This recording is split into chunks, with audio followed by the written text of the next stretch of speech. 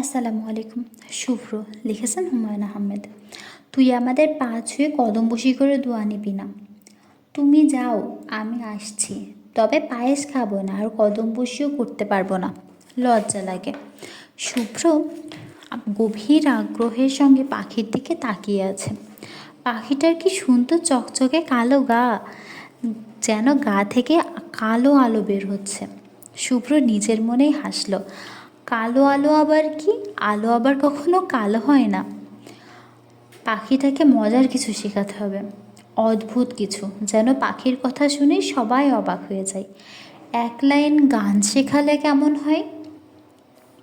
বধূ কোন আলো লাগলো চোখে, এ যেন যে পাখি শুভ্র ভাত খাইছো বলতে পারে, সে নিশ্চয় বধূ কোন আলো লাগলো চোখেও বলতে পারবে।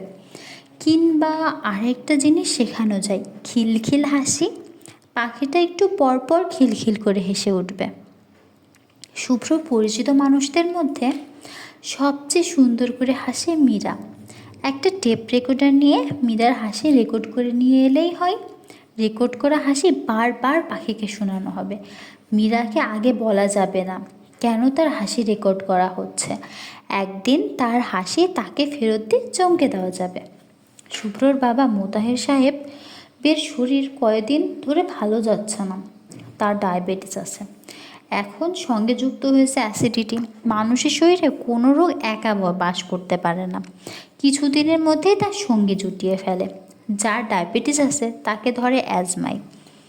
মোতাহের সাহেব নিয়ন্ত্রিত জীবন পালন করেন। সকালে নিয়ম করে 1 ঘন্টা হাঁটেন, দুপুরে চায়ের কাপের 1 কাপের বেশি ভাত কখনো খান না। তারপর রক্তে সুগারের পরিমাণ বেড়েই যাচ্ছে। ডাক্তার ইনসুলিন ইঞ্জেকশন নিতে বলেছে। ইঞ্জেকশনের ব্যাপারে মোতাহের সাহেবের সীমাহীন ভীতি রয়েছে। রোজ ইঞ্জেকশন নিতে হবে, এই ভয়ে তিনি কাতর হয়ে আসেন। আজ তার জ্বর এসছে, তেমন কিছু না, 99.5। 50 বছর বয়সে এই জ্বর মানুষকে কাহিল করে দেয়।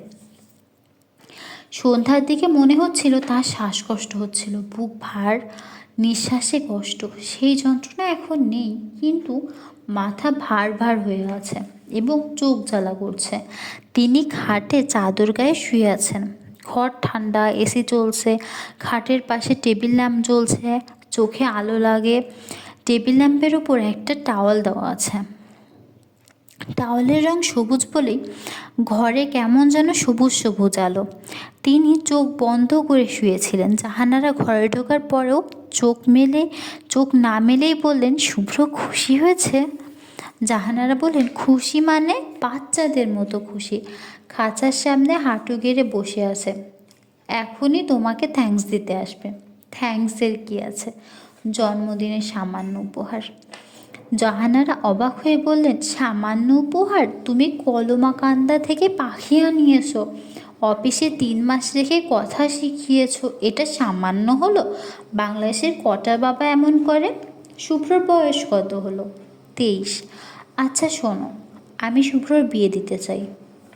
মাত্র 23 বছর বয়স, এখনই কিসের বিয়ে? তুমি নিজে কিন্তু 23 বছর বয়সে বিয়ে করেছিলে। তাই নাকি? হ্যাঁ তাই। আমি শুভ্রকে এখনই বিয়ে দেবো। ওর জন্য শক্ত টাইপের একটা মেয়ে দরকার। শুভ্র হচ্ছে লতানো গাছ, ওর একটা দরকার শক্ত খুঁটি। তা ঠিক। জাহানার একটু পান দাও তো, পান খাই। পান পরে খাও, শুভ্র আসুক, আগে আমরা একসঙ্গে পায়েস খাবো। তোমার জন্য আলাদা করে স্যাকারিন দিয়ে পায়েস বানিয়েছি। স্যাকারিন মিষ্টিটা আমার শরীরে সহ্য হয় না, খেলেই বমি বমি ভাব হয়।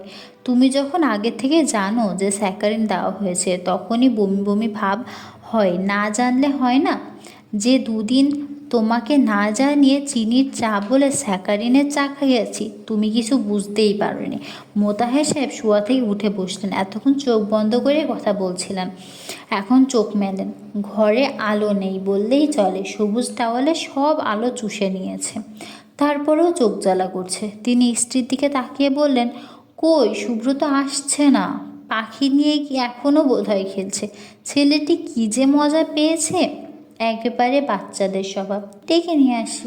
না থাক, ডাকতে হবে না, আসুক নিজের মতো। তুমি কি সত্যি শুভ্রর বিয়ে দিতে চাও? জাহানার আগ্রহের সঙ্গে বললেন, অবশ্যই চাই। এই বাড়িতে একটা বউ আমার জন্য দরকার। তুমি থাকো তোমার ব্যবসা নিয়ে, শুভ্র থাকে তার পড়াশোনা নিয়ে, আমার কি আছে বলো? আমি থাকবো কি নিয়ে? শুভর বউ থাকলে আমি যখন তখন তার সঙ্গে গল্প করতে পারবো, তাকে নিয়ে টুকটাক শপিংয়ে যেতে পারবো। তা ঠিক, আমি বৌমাকে হাতে ধরে রান্নাও শেখাবো। তারপর দুজনে মিলে রান্না করব। একটা আইটেম সে করলো, একটা আইটেম আমি করলাম। তোমরা খেয়ে বলবে কোনটা কে রেঁধেছে, কোনটা ফার্স্ট, কোনটা সেকেন্ড। শুভ্র কি বিয়ে করতে রাজি হবে? কেন রাজি হবে না? তুমি বললে রাজি হবে, আজই বলো। আজ একটা শুভ দিন, এই সপ্তাহের মধ্যে আমি ছেলের বিয়ে দিয়ে নিয়ে আসবো। মোতাহার সাহেব প্রশ্রয়ের হাসি হাসলেন। জাহানারা বললেন, তুমি হাসবে না, আমি কিন্তু সিরিয়াস। ঘোমটা পরা লাজুক একটা মেয়ে ঘুরে বেড়াচ্ছে, ভাবতেই কেমন লাগে। আজকালকার মেয়ে কি ঘোমটা দিয়ে ঘুরবে?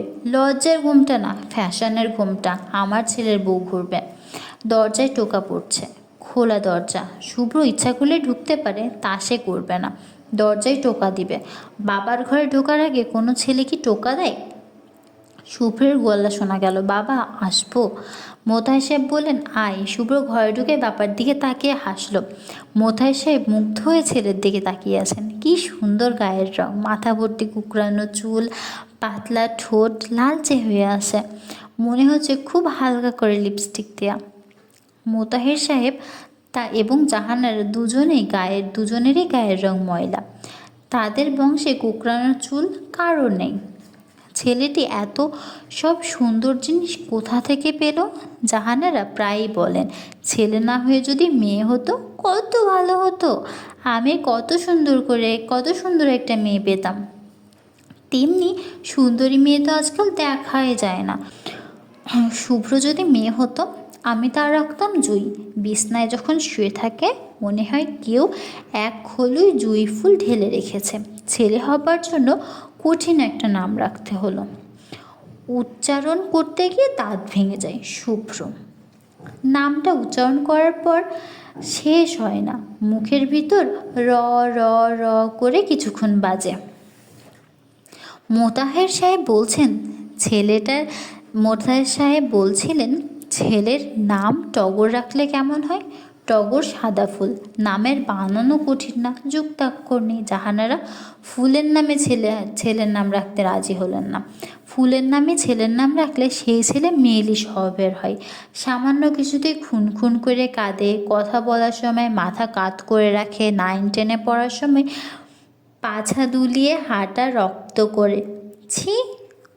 শুভ্রর মতো একটু বোধহয় মেয়েলি স্বভাব আছে।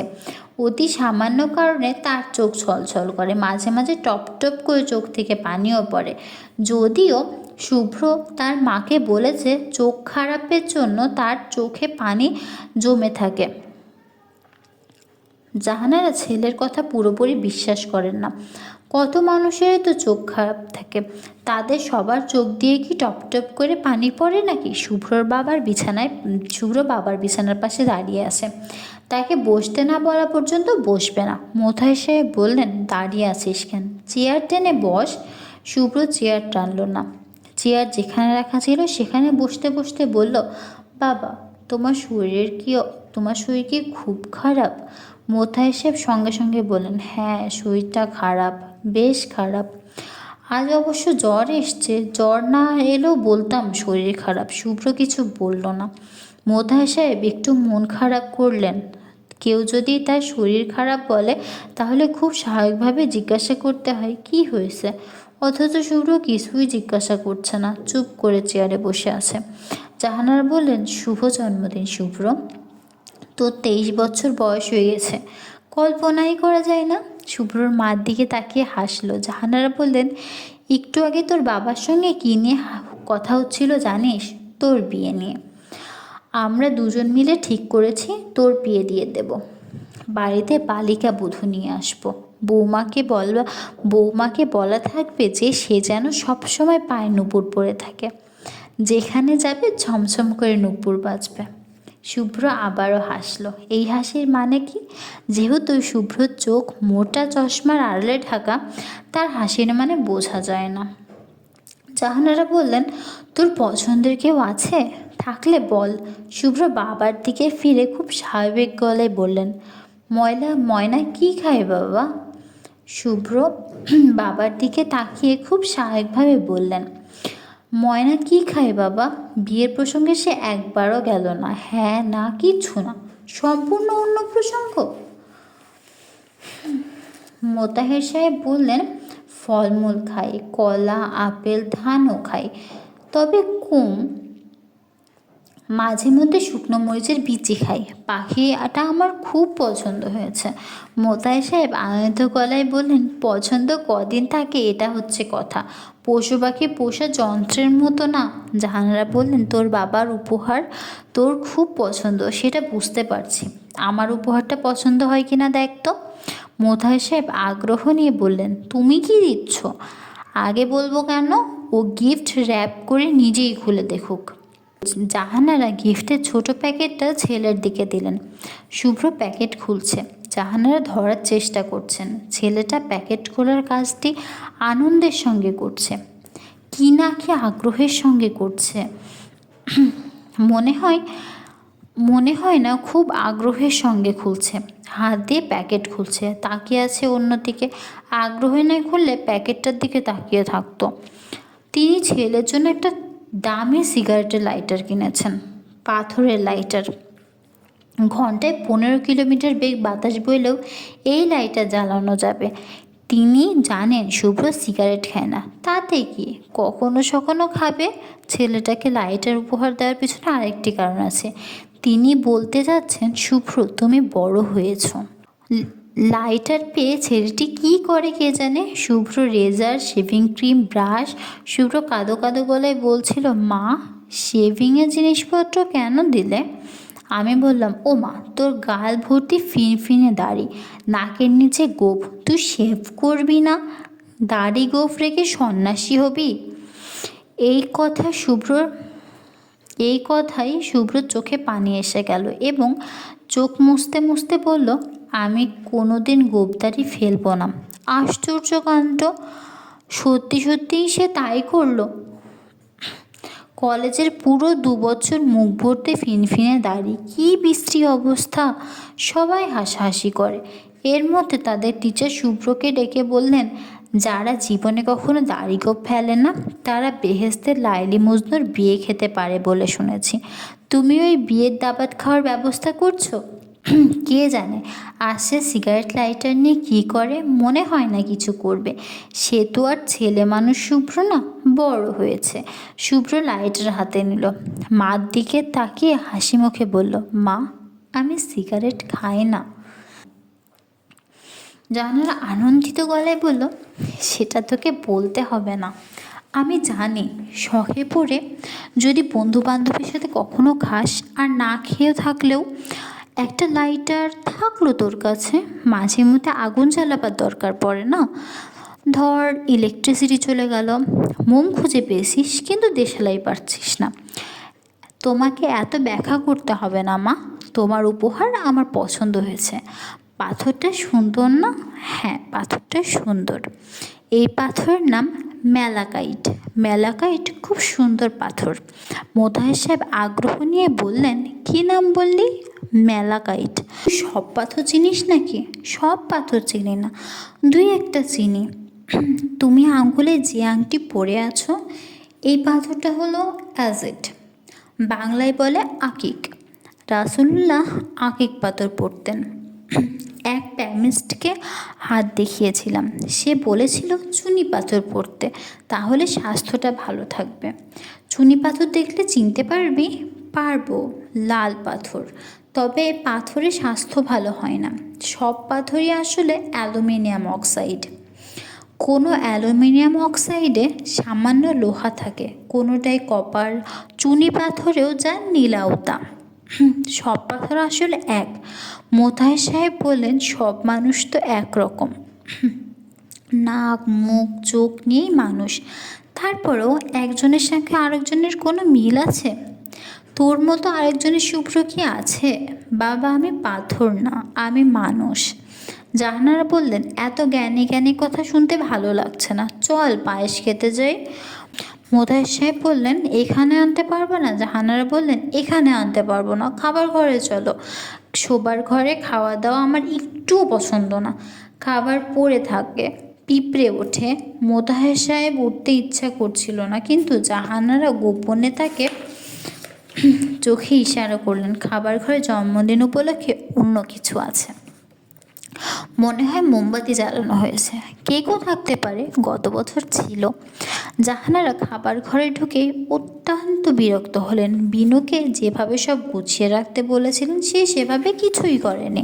কেকের চারপাশে 3টা মোমবাতি বাঁকা হয়ে আছে, টপ টপ করে কেকের ওপর মোম গলে গলে পড়ছে।